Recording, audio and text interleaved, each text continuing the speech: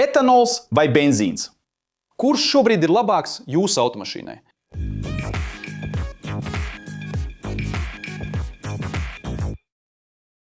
Sveiki, inženierijas entuziasti! Vai jums kādreiz ir bijusi tāda situācija degvielas uzpildes stacijā, kad stāvat pie etanola un benzīna sūkņiem un domājat, kurš no tiem ir labākā izvēle jūsu automašīnai?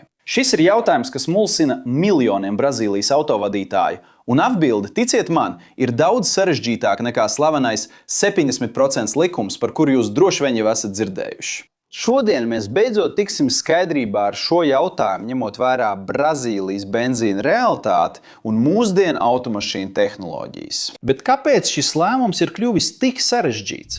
Galvenais šaubu iemesls ir tas, ka degviela, ko mēs uzpildām Brazīlijā, nav tīra benzīns. Kopš 2025. gada 1. augusta, saskaņā ar likumu numur 14993 un Nacionālās enerģētikas politikas padomes CNPE 2025. gada 25. jūnija lēmumu, parastais un uzlabotais benzīns, kas tiek pārdots Brazīlijas degvielas uzpildes stacijās, obligāti satur 30% bezūdens etanola.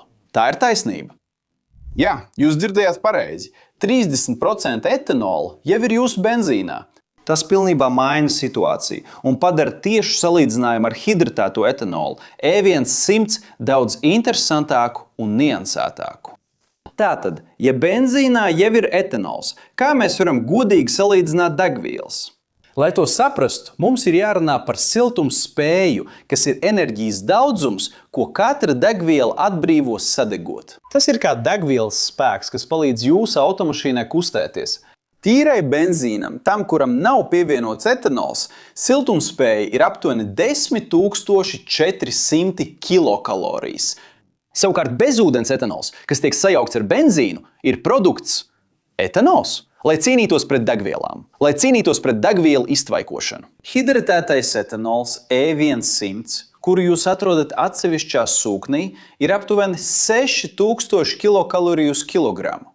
Jūtat atšķirību? Hidratētais etanols savā būtībā nodrošina mazāk enerģijas uz tilpuma vai masas vienību. Bet kāda ir šī 30% etanola maisījuma benzīnā, jeb E30, reālā ietekme uz jūsu automašīnas degvielas patēriņu? Un vai slavenais 70% likums joprojām darbojas? Atbilde ir skaidrs – nē. 70% likums šodien ir pilnīgi novecojis. Šis likums tika izveidots laikā, kad benzīns bija praktiski tīrs, bez būtiskas etanola pievienošanas, un tas darbojās šādi. Jūs dalījāt etanola cenu ar benzīna cenu, un ja rezultāts bija mazāks vai vienāds ar 70%, jūs uzpildījāt ar etanolu, bet ja tas bija virs 70%, jūs uzpildījāt ar benzīnu. Tagad, ja jūs joprojām izmantojat šo likumu, lai izlēmtu, ar kuru degvielu uzpildīt, man jāatvainojas, bet jūs visticamāk zaudējat naudu. Līdzsvara punkts. Tas ir hidratētā etanola cenas procents attiecībā pret E30 benzīnu, lai abi būtu finansiāli līdzvērtīgi, tagad ir starp 72 un 75%.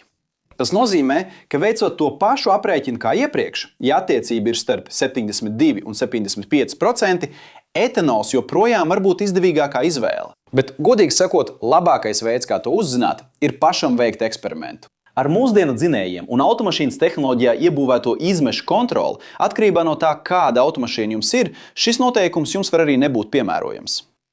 Tas ir tāpēc, ka automašīna elektroniskās degvielas iesmidzināšanas sistēmas regulē patēriņu atbilstoši degvielas veidam, lai atbilstu izmešu normām. Tāpēc mans ieteikums ir izmēģiniet to pats. Piemēram, noskaidrojiet savu auto reālo patēriņu. Izmantojiet automašīnas paneli, kur borta dators rāda, cik kilometrus uz litru uzrāda konkrētajā brīdī. Vai arī uzpildiet pilnu bāku, attiestatiet odometru, nobrauciet apmēram 100 km, uzpildiet vēlreiz un izdaliet nobrauktos kilometrus ar uzpildīto litru daudzumu uzpildes stacijā. Izdariet to gan ar benzīnu, gan ar etanolu, lai iegūtu vidējo rādītāju, un pēc tam salīdziniet iegūto cenu ar cenām degvielas uzpildes stacijās. Piemēram, ja benzīna cena ir 6,29 un jūsu auto ar benzīnu nobrauc 12 km ar 1 litru, jūs iztērētu 0,52 centus par kilometru. Ja etanola cena ir 4,53 un jūsu auto ar etanolu nobrauc 9 km ar 1 litru, jūs iztērētu 0,50 centus par kilometru. Šajā salīdzinājumā etanols atmaksājas par 2 centiem uz kilometru. Tas šķiet maz, vai ne? Bet tiem, kas brauc 20,000 km, 20,000 km nozīmē 400 reāli ietaupījumu tikai, lai izdarītu šo aprēķinu. Bet kāpēc šis jaunais noteikums? 30% etanola klātbūtne benzīnā, E30 jau maina maisījumu siltumspēju un oktānu skaitli. Kad salīdzina hidratēto etanolu E100 ar benzīnu E30, enerģijas un veiktspējas atšķirība vairs nav tāda pati kā tad, kad salīdzināja E100 ar gandrīz tīru benzīnu. Etanolam, lai gan tam ir mazāka siltumspēja, ir ļoti svarīga īpašība. Tam ir augsta izturība pret detonāciju, ko mēra ar oktānu skaitli. ANP pat paaugstināja brazīliešu benzīnas RON, jeb pētniecisku oktānu skaitli, no 93 uz 94, lai kompensētu lielāku etanola maisījumu. Un tas ir runājot par vidējo rādītāju, jo E30 benzīns var sasniegt RON līdz pat 100,7, kas ir lieliska vērtība un tieši nāk par labu modernākajiem dzinējiem. Un kādi ir tehniskie iemesli tam? Etanols, tā kā tam ir mazāka siltumspēja, patiešām samazina motora tilpuma efektivitāti. Tas ir pie vienāda gaisa daudzuma, tas nodrošina mazāk enerģijas. Tomēr tā augstā izturība pret detonāciju ļauj mūsdienu dzinējiem, īpaši turbomotoriem un tiem ar tiešo iesmidzināšanu, darboties ar augstākiem kompresijas koeficientiem un optimizētiem aizdedzes laikiem. Un tas nozīmē, ka, lai gan tīram etanolam vai augstas koncentrācijas etanolam benzīnā ir mazāk enerģijas, dzinējs spēj šo enerģiju izmantot efektīvāk, daļēji kompensējot šo atšķirību. Vecāki atmosfēriskie dzinēji šo iegūmu var nejust tik izteikti. Taču turbopūtes un GDI dzinēji, kas mūsdienās ir lielākajā daļā jaunu automašīnu, ļoti labi izmanto E30 augstāko oktānu skaitli. Bet vai jūs zināt, kāpēc Brazīlija pieņēma šo politiku 30% etanola benzīnā? Man šajā kanālā ir video, kas tieši par to runā, un es beigās atstāšu saiti uz šo video. Es domāju, ka tev noteikti ir vērts to noskatīties. Tātad, kurš tad īsti šodien ir labākais degvielas veids tavam auto? Atbildi joprojām ir tas atkarīgs. Es neiedziļināšos tajā, kuram degvielas veidam ir labākas īpašības, bet finansiālā ziņā tev tagad ir viss nepieciešamais, lai pieņemtu daudz informētāku lēmumu. Vispirms aizmirst par 70% likumu. Otrkārt, ņem vērā savu motoru. Considera o tipo de motor do seu carro.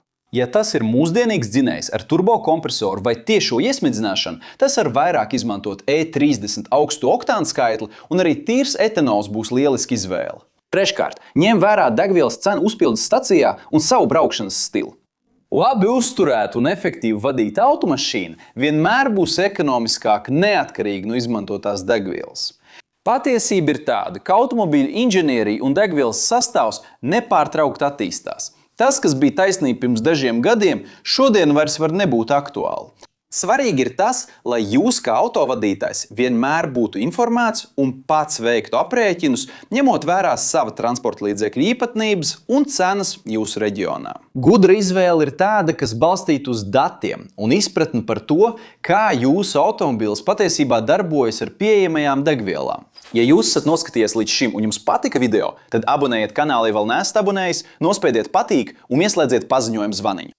Un, ja jums šķiet, ka mūsu saturs ir interesants, apsveriet iespēju kļūt par biedru, lai palīdzētu mums turpināt veidot saturu šajā platformā un tikt pieminētam mūsu video. Ja jūs esat noskatījies līdz šim, es aicinu jūs apskatīt kursus, kurus mēs iesakām.